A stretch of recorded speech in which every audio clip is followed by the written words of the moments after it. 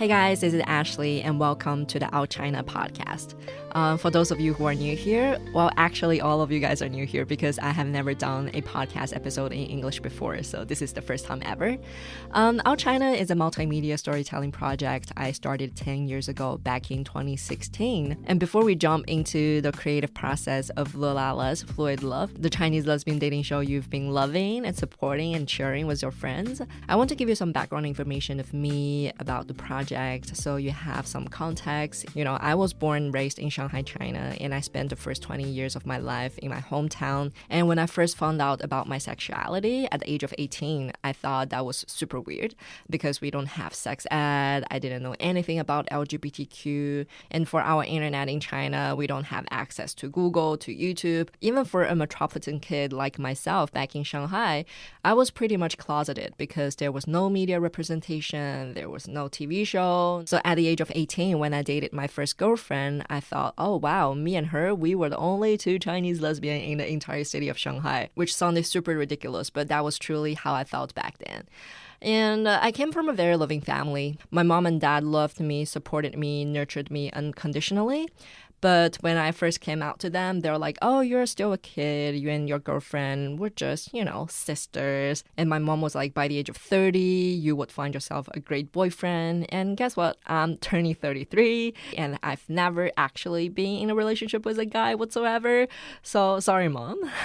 And that's the kind of environment I grew up in as a Chinese queer person. It's just like, it's still very much don't ask, don't tell. And I honestly think prejudice stems from ignorance. It's not like they're bad people or they are very biased. It's simply because they have no idea. You know, in China, we don't have a strong religious background, so the oppression doesn't necessarily come from the church. And you know what? I recently posted a video on Instagram talking about why we chose Thailand over Shanghai to film this entire show for safety reasons, because the police in my hometown, Shanghai, has already harassed over 30 people, from crew members, cast members, or friends who just simply shared our crowdfunding information online. But some people are like, oh, I went to Chongqing, I went to Chengdu, I went to Shanghai. There were queer communities. I went to like a gay bar. I saw some like queer coffee shops. So there were queer people everywhere in China. So what kind of censorship are you talking about? And I think for Western audiences, LGBTQ censorship in China can seem confusing. There have been some underground TV shows. There are underground queer communities and queer bars and queer creators. But the problem is these kind of behaviors and activities are never allowed at a large scale. And honestly, you never quite know where the boundary is until you've crossed it. As a result, queer content and queer community often exist in a strange limbo. You're not explicitly illegal, but you are never fully protected. And that actually inspired me to do Out China. 10 years ago, when I first moved to California, I volunteered at the Los Angeles LGBT Center, and I interned at GLAAD, which is a media advocacy nonprofit for the queer community. These experiences deeply shaped me and inspired me because I was enjoying the privilege living in California as an openly queer person. But that's not the case for my community back home in China.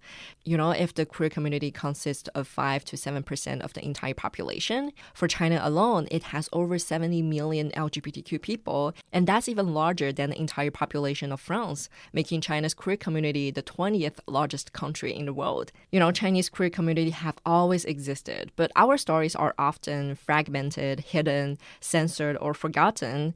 Because of censorship, most of my videos can never be published on Chinese social media. So if two girls or two guys kiss on screen, you have to blur them. And the shadow ban and wiping out content happen all the time. It's impossible to build a business around it. And for the past decade, I lived in LA first, then I moved to New York, and I spent some time in Austria as well. I lived in France, I lived in Shanghai, and I transitioned from a full-time director to a freelancer.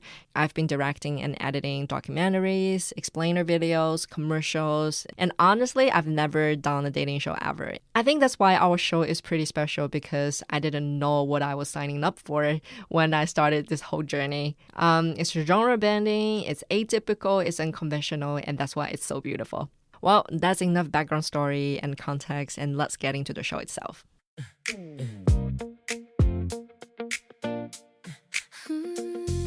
So let's talk about LeLaLes Fluid Love. To start with, the origin of the name. Why LeLaLes? Well, on Chinese social media, the hashtag lesbian is actually banned. So Chinese people, we came up with creative ways to refer to lesbians. So sometimes we use L-E, le. Sometimes we use L-A, la is a way to refer to Chinese lesbians. Or sometimes we just use les, L-E-S. And funnily, because I speak French, and I was like, oh, LeLaLes, these are French articles to refer to masculine, feminine, and plural. Like the nose is le nez, the mouth is la bouche, and the glasses are like les lunettes. So I feel like, oh, LeLaLes is such a fun play of word. And as to fluid love, for this show, I don't want any kind of manufactured chemistry. We don't have a script. We don't have forced drinking games. And I was aiming to create a summer camp vibe. And as a documentary filmmaker, I really care about human stories. I was all about capturing the genuine emotions and evolving relationships for Chinese queer people, hence the name Fluid Love. And the Chinese name is 爱的流动态, which literally means this fluid state of love. And that's how I came up with this name. I had this idea last June 2025, so it took me 1 year to finish this whole project. Back then, I was freelancing. I just moved back to New York, and I was just chatting with my friend. I was like, oh, I think I was hitting the midlife crisis. I was turning 32. I had been doing those boring commercials for years. Yes, they paid the bills, but they felt meaningless, and my creative soul was starving. Out China, yes, I had been doing this for 10 years, but it was just a side project. And I never thought I could do something large scale. But I was a fan of the Japanese gay dating show on Netflix called The Boyfriend. I was really a fan of the cinematic, subtle, and tender storytelling of the show. And I really appreciated the vulnerabilities and the authenticity of all these participants. So back in June last year, I was like, I had time, I had some savings, which were not enough to fund the entire show, but I had somewhere to start. So I was like, okay, maybe I can do a lesbian dating show. And also because this is Chinese queer content and it's almost impossible to find corporate sponsors. Well, eventually we had two sponsors. One is a sex toy, the other one is a lesbian dating app. So these are the only kind of sponsors that were willing to support this show. And I was like, okay, I am a professional. I am a professional filmmaker. I have my pride and ego.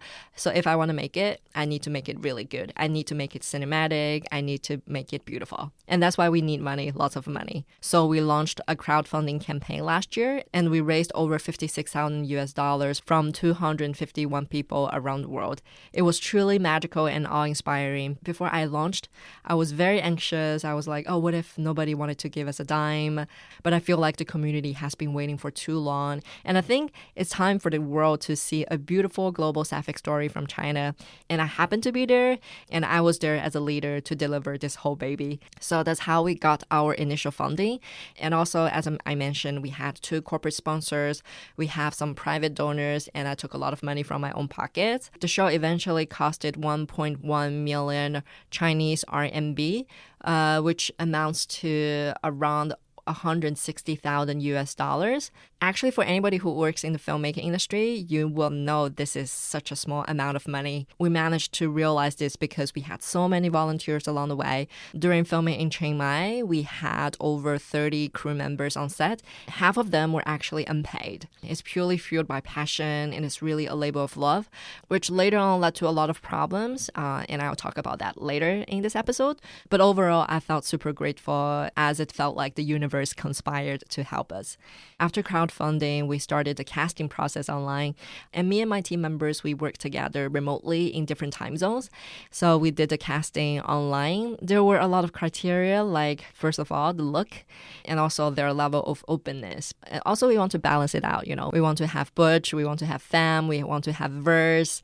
We were also trying to do the work of matchmakers, and it turned out to be hella difficult because, and what do we know, We're just a bunch of lesbians. We have our own biases. We honestly don't know how the human dynamics work. For other shows, like, for example, The Queer Ultimatum on Netflix, I heard their casting process lasted for over a year with a team of over 13 people. But for us, we were just a team of 4 Chinese queer women living in different parts of the world, trying to find out people's types. So a lot of wishful thinkings. And for our participants, most of them are freelancers because these are the only kind of people who could, just just show up in northern Thailand for a week. They didn't have any other schedules blocking the way. So that's that. And as to the decision to move filming from China to Thailand, it was because we were harassed by the police. We did a crowdfunding online. It was super high profile because we had to, right? And on Chinese social media, our content got banned very, very fast. And then I got a phone call from Chinese authorities warning me not to do anything of this sort. So we were like, okay, it's no longer safe to do it in mainland China. The reason I chose Chiang Mai was that I spent a month there last February, and it was a really great time, because Thailand just legalized same-sex marriage in 2025. The food there is great. The weather there is great. Everything is so much cheaper than China. And it is visa-free for Chinese citizens. So Chiang Mai sounded like a no-brainer. That's how we moved the whole production from China to Thailand. The whole production lasted for a week, and because we could only afford that amount of time, we had 8 participants and crew members from both China and Thailand. And for the Chinese crew members, actually 15 of them are Chinese crew women. And the thought behind it was that I came from a documentary filmmaking background, and I'm all about honesty, sincerity, the kind of connection between people. And I wanted to make my cast members feel comfortable, feel at ease. So the boundaries between people was super blurred. And I was trying to create this kind of summer camp vibe because, I'm a hip-hop dancer. I'm really into 90s hip-hop. And I feel like this is the good old days that we never got to go back. And it was also my first time doing production design. So I went to the vintage stores and flea markets all over Chiang Mai to source like old televisions, old radios. And for the star jars, actually, that's something us Chinese kids played when we grew up. We just used those straws or those paper to make stars and put them into a glass jar and send to other people as gifts. And I think that can be a very cute props to convey feelings to other girls. So the whole production was very flat, was not hierarchical at all. And that actually became a nightmare, a persistent nightmare for management. At the very beginning, I thought blurred boundaries could be a strength because we were not a television network. We were not a traditional production. We were just a group of Chinese queer women trying to create something meaningful together. Many of us were friends. We believed in the same vision, and we were willing to sacrifice for the project. So at that time, it felt beautiful and human. But looking back, I realized it was actually romanticizing something that was also incredibly dangerous. Because when everybody was wearing multiple hats, eventually nobody knew where one role ended and another one began. Because for a community organizer, you are responsible for people's emotional well-being, but that was a professional film set, and slowly the structure started to dissolve. So that's how the crew members started to fall for the cast members and the other way around, and me, myself included, if you've already finished watching the whole show. So actually, the more authentic something becomes, the less control you have over the outcome. And I gradually felt like everything became out of control. And that actually really affected me during production, and especially after production, because the ex-producer of mine, she had a sexual relationship with one of the cast members during filming. She was hiding that from everybody until the cast member told us herself. So we no longer had trust in each other. She decided to leave the project, and she actually found a lawyer asking me to remove her credit and to compensate her. But we didn't land on the same page, and her lawyer ghosted me since this March. And that's how she started a smear campaign and became super nasty and super vicious. And I think that's the cost of this broken structure. So actually what you guys saw in the show was very beautiful because it actually was. But later on, people left this project carrying different expectations, disappointments, and memories. And they inevitably told different stories about what happened. And also because I was involved in the show and I was trying to address the problem of power dynamics in this episode. But because of the way we edited it, it took a very different turn and very different twist. And that's something our team hadn't expected at all. And I think public controversies are often the final symptom of a much deeper structural problem. And that's a lesson I have learned in a very hard way over the past year. And I'll talk about it in next chapter.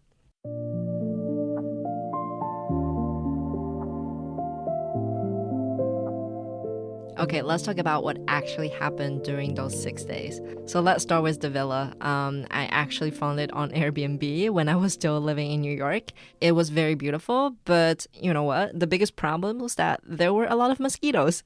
Well, in hindsight, that shouldn't have been a surprise, right? Because Thailand is in Southeast Asia. There are a lot of bugs, a lot of mosquitoes. And the first time I did a location scout, the mosquitoes actually bit my ass off. That was so crazy. So for twice a day, one in the morning, one in the night, we had mosquito spraying because we had to. And also our crew is a queer majority crew, but we had 2 sound recorders and both of them are Chinese straight men. And they became the diversity hire of this whole production. Visually, we want to hide the mics to create a more immersive experience for the viewers. And that's why we have to stick those mics on the skins of our girls. But they're straight dudes, right? So they usually, on Chinese film sets, usually the straight men had the say. But on our set, it was a different story. They are the absolute minority, so they became very well behaved. So they would ask our producers, which are all queer women, they're like, oh, can you come over to help stick the mics to the cast members because I am afraid to, touch a girl's body because it can feel like intrusive or offensive. So this turn of power was actually fascinating to me. For the production, every day we organized different activities, but by the afternoon of day 2, everything was thrown out of the window because they decided to jump into the pool. They started to kiss each other. Yes, the age reveal was designed for day 2 dinner time, but they decided to kiss each other. And actually, there's a fun story because I got this message. I got the DM from an Italian audience. She was like, why pecking on the cheek became such a big deal for you Chinese girls? Because that happened all the time in our Italian culture. But, for Chinese girls, because we are more reserved. So actually, kissing on the cheek is already a pretty much big deal for us. And by the night of day 2, because Rachel, she already had feelings for one of the crew members before the whole production. And the first day she came to the villa, she's like, oh, I'm still not over her. And I don't have any romantic feelings for other cast members. So we are like, okay, fine. We can't force anything from her. But we still feel like Rachel needs to have her own storyline. So we are like, okay, maybe we should set aside a star job for Rachel so she can vote for a crew member. Then during dinner time, I was like, okay, so Rachel, you want to vote for a crew member, anybody else? And that's actually the moment when the Pandora's box broke open, I think. And Rachel was like, okay, I want to vote for a crew member. And then Dada, Zhu, Stella, and Sophia, they were all like, well, I want to vote for a crew member as well. So the only 3 people who didn't vote for crew members was Tianshu, Tenet, 10秒, and Bobo, Elena. These were the only 3 girls who didn't vote for crew members. And I think I was kind of delusional because we had 8 cast members and 15 crew members who were all Chinese queer women, and most of them are single. And that's bound to happen, right? And looking back, I was like, how come I didn't see that coming? That's kind of ridiculous. So that happened, and Sophia voted for me. So a little bit backstory of me and her, So she was actually the first person signing up for casting. And when I saw her picture, I was like, okay, she's totally my type. But I was like, maybe I was biased. I shouldn't choose her as a cast member because she was my type. And then we did a second round of interview, and we thought she was the perfect comic relief. And she was also charming. And I was like, I was too busy to have any sort of romantic relationships. I just want to be focused on the show. So we were like, okay, she still has the possibility of dating other girls, so why not bring her in? That's how the decision was made. And when I went to pick her up at the airport with another producer, it was truly love at first sight. It sounded a little bit cliche, but that's really what happened. So when I was with her, I just enjoyed the playfulness of her, and I just enjoyed how I felt when I was around her. So there were definitely some butterflies, but I didn't act on those feelings because, again, I was too busy. I had no time for this. But then by day 2, she gave me stars. Then we had meetings till 3 a.m. in the morning. Well, that happened every day on set. We were like, what should we do? Should we break the 4th wall? What's going to happen later? Then day 3 was the time for one-on-one dates. And Sophia and Elena went on a pole dance date. And back then, we already know she had feelings for me. And we were like, okay, in post-production, if we kept creating this kind of flirty and romantic atmosphere and dynamics between Sophia and Elena, that would be a lie. It's untrue. It's a lie to the audience. And I hate that. And that's how we made our editing decision. So for their part, it was the time to break the fourth wall, to show our romantic relationship, because at the end of the day, for the 8 cast members, none of them got together. But the finale and the final story of the show was that me and Sophia, the director, and a cast member got together. So that's the truth, and that's the story we wanted to share. But in editing, looking back, inserting me in the story did look very intrusive, you know? A lot of people say, oh, poor Elena, because she was third wheeling, even though during the whole dating process, she was having fun. She didn't feel that at all, but post-production shaped the story in a different way. And that's why a lot of audience felt uncomfortable. And that's why we decided to put me and Sophia's story as a post-credit Easter egg in the 4th episode. And for the 5th episode, we only kept the kissing scene. These controversy online actually made me realize clearly that our show was marketed as a dating show, but at its core, it was always a documentary. And these are fundamentally different storytelling traditions. You know, a dating show promises a certain kind of experience. You know, people expect romance, emotional payoff, resolution, and screen time distributed evenly among participants. So the audiences entered a dating show with an unspoken contract. It's a closed-off romantic bubble that people wanted to see. But the documentary operates differently. You know, a documentary follows reality wherever reality leads, even when it is inconvenient, even when it is messy, even when the outcome isn't satisfying. Some people like it and some people hate it.